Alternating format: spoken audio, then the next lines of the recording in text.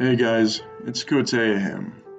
Before I get started, I want to say that, although I'm new to this whole scary story scene, I have a lot of motivation to get my creep on and provide you guys with a dark atmosphere and skin crawling content. This has been a hidden passion of mine for some time now, and I'm very happy I get to finally do this. Don't be afraid to check out my Facebook and Instagram provided in the description for video updates and the ability to converse freely with me. Your feedback is always appreciated and encouraged. And don't worry, I'll be getting a new and improved microphone here soon. So, without further ado, sit back, relax, and get your creep on. I'm not sure it counts as another human being because we didn't positively identify anyone.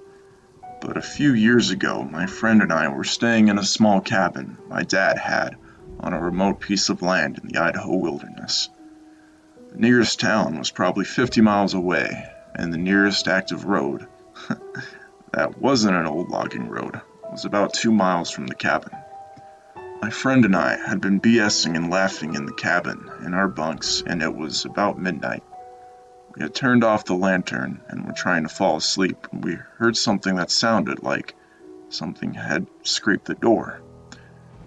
We both lifted our heads up and mumbled a conversation of, "Did you hear that?" "Yeah, haha." Then, in the middle of nowhere, in this remote cabin, someone started knocking on the door. Didn't say anything, just knocks. We were both in our 30s, and we were so scared shitless we didn't say anything. Just lied there, with our heads up staring at the door. We didn't go out until it was light out again, and there was nothing near the door that would have tapped against it, and no animal tracks. It freaks me out even thinking about it. I camped in Northern California with a couple friends for 3 months straight in 2012. We're talking way out in the wilderness. The whole trip was a great success until we were heading south again. We set up camp a few miles outside of a tiny town as it was getting dark. The only things in this town were one long road, a gas station, a post office, and a bar. In the middle of the night, we hear screaming in the distance. We could discern 3 different voices, but they were far enough away we couldn't quite make out what was being said. All of a sudden, we hear a single gunshot, followed by absolute silence. I opened my tent and looked over at my friends who were looking back at me. None of us said a word. We laid back down and tried to sleep. Scariest night of my life. A lot of people wonder if we reported this to police. What police? You need to understand that in this area, one sheriff patrols 3 counties. That's it. This area of California is what Sons of Anarchy is based on. I know that was TV and was dramatized. But there is some truth to what goes on in these areas. The sheriff is most likely in the pockets of the drug runners. It is in your best interest to put your head down and mind your own damn business, unless you want to be next. We were kids with no resources, backpacks and tents, hitchhiking through the northern wilderness. It would have been so easy to make us disappear next. A trail I like backpacking in an isolated area of Pennsylvania was a setting for this odd encounter. The trail has a short section that goes over someone's cabin property and continues on the other side of his yard. It's marked with an orange blaze so you can see where to go. Usually, it's an empty cabin. I always do some peering inside since it's in a pretty secluded spot, probably 4 to 5 miles from the major road. One time I was hiking through, and there was a large dude grilling outside with about 15 Bud Light cans on the ground around him.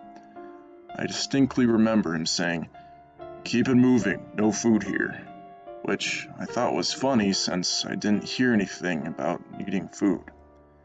Fast forward the following year, and I decide to take my sister, my wife, and her best friend on a trip that takes us through that very spot. As we are walking up on it, I see the dude is there again, which is odd, since I've hiked the trail 100 times, and this is only twice I've seen him. He is grilling again, beer cans everywhere. I see him start to give the keep it moving signal until he sees who I'm with. Now, the girls I'm traveling with are attractive, so I'm nervous all of a sudden. He asked us to stay for dinner, says he has plenty of extra food. I tell him no, that we are good, just trying to enjoy the trail away from the comforts of home. He gets weirdly pushy about us staying, and I firmly say no thanks. We're just passing through. I hear the dude mumble to himself as we continue past his house. This is where things get weird. There is a prominent camping spot not too far from this section of trail, and it's late in my head. So I want to keep going because I don't want to camp near this asshole. The consensus is everyone is pretty tired, so we set up camp. I'm nervous the whole time, thinking this drunk dude knows there are 3 women camping in tents near his cabin. I never get nervous around folk I see on the trail because everyone is usually very nice and wonderful to talk to. This guy just fell off to me though. Fast forward to the middle of the night, and sure enough, I hear someone on the trail outside the tent. I'm just praying it's a bear at this point. But I hear the dude mumbling to himself and I panic. I hear him now in the camp. He's going through our shit and is piss drunk. I realize I have a blowhorn on my pack that I use on the trail to scare animals off should I encounter any. So I unzip the tent slowly and roll out. Dude is fumbling around and it's scary as hell because it's the middle of the darkness in the middle of nowhere. I start to run towards him and blow my air horn repeatedly, and it's loud as shit. Everyone in their tents starts screaming. The dude nearly shits his pants and starts bumbling the fuck out of there. Everyone is so shooken up at this point, we pack up and night hike out of there. Worst experience I've ever had. My buddies and I would hit up the desert at night and go four-wheeling on the trails. This one night, we had stopped for a break, and this guy rolls up on us. He asked us if he can join us, and we say sure. We continue riding, and I was second to last, with him being the last one. We were pretty familiar with the trail, so I kept looking back, checking in on him, not knowing how familiar he was or experienced rider he was. As we're approaching the hill that overlooks most of the area, I look back and he's gone. I flag my buddies down, and we go back to look for him. Nothing. We go up the hill, kill our engines, and listen for his bike or look for his lights. It was pitch black and not a sound. From the hill, I'm sure you could see a few miles, but there was no trace of him. We looked for him in his bike till about 3 a.m., but were eventually unsuccessful. It still kind of bugs me that guy vanished like that. I hope nothing happened to that dude. This was maybe 12-ish years ago in El Paso, Texas. A lot of the riding desert areas have become heavily populated by now. We were scared out of our minds, so our last thought was to call the cops. None of us had actually talked to the guy. He just rolled up on us. We asked him if he wanted to ride with us, and he just nodded yes. We watched the news like hawks for weeks after to see if there was a body ever found or something, but nothing. It's kind of probable that it was a drug runner, being that it was in a border town. But it still bugs me that he just vanished. In college, I lived near the edge of the city, and there was this road nearby that winded through some forests before opening up to some farms. It was rarely used by cars, and people avoided walking there because there were no sidewalks and it went nowhere. Halfway down the road, there was this abandoned property that had apple trees that produced a ton of fruit that always ended up on the ground. One evening, just after sunset, I passed the property on my way back from a run, so I picked my way into the brambles to get some apples. After I got a couple, I circled back around some bushes to head home, and right in the path was this middle-aged man, creeping towards me with his hand spread out like he was hunting something, and I frickin' lost it. I screamed and kind of flailed my arms so the apples flung towards him. He also jumped and went, "Oh no, sorry, I thought you were a deer," and backed up into the road. He was super embarrassed and apologetic, and I was way too happy to not be getting murdered to get mad. But holy crap, I thought I was going to have a heart attack. I was hitchhiking in Greece, got dropped off at a critical fork in the road for my journey in the middle of the night by a super nice guy. He was going the other way. I had to camp for the night in the middle of nowhere and start again in the morning. His were the only headlights I saw from getting out of his vehicle to walking a half-mile into the woods. I set up camp, had some whiskey, and started to doze off. But before I could, I heard footsteps coming towards me. I am freaking out. I hear someone right outside of my tent, and I yell, "I have a weapon!" and start to open the tent, and they bolt. I see a figure running back towards the road. I closed the tent and stayed awake for 8 hours until the sun came up, fighting a sleep-deprived drunken sleepiness the whole night. It was the worst night of my life, but I never saw whoever it was again.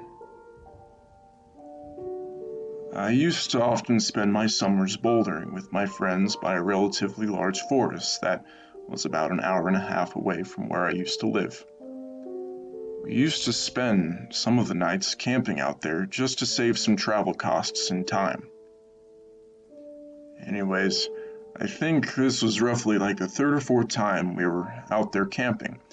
My friend had left all her climbing gear in her rucksack just outside her tent, or we definitely think she did anyway. The next morning, we found her boots, a few clothes, and all her chalk powder had disappeared.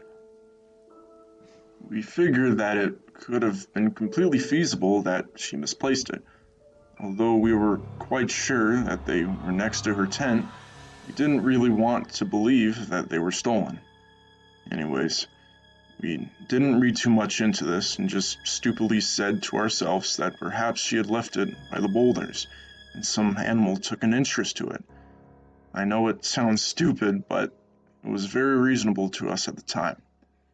Anyways, fast forward a year, we're at the same spot as usual, sitting by our tents and chilling after having some food. Mind you, it's pitch black out, and only the camp area is lit by the fire. I go somewhere a bit out of sight for a slash, and what do I see? A dude in a full-on ghillie suit laying on his stomach looking right towards our campsite. I kinda stood there frozen as this dude clocks what I've seen him, and he just bolts it out of there. I don't know whether the event to the year prior was related to this ghillie suit guy, but this definitely has stuck to all of us. We haven't been back there since, which is a damn shame. Thank you guys so much for watching, and I hope you enjoyed. Being that this is my first video, this is more of a test than anything else for audio and the whole 9 yards. But stay tuned though, my next episode should be way more graphic and terrifying. I love you all, and I'll see you, my friends, in the next episode.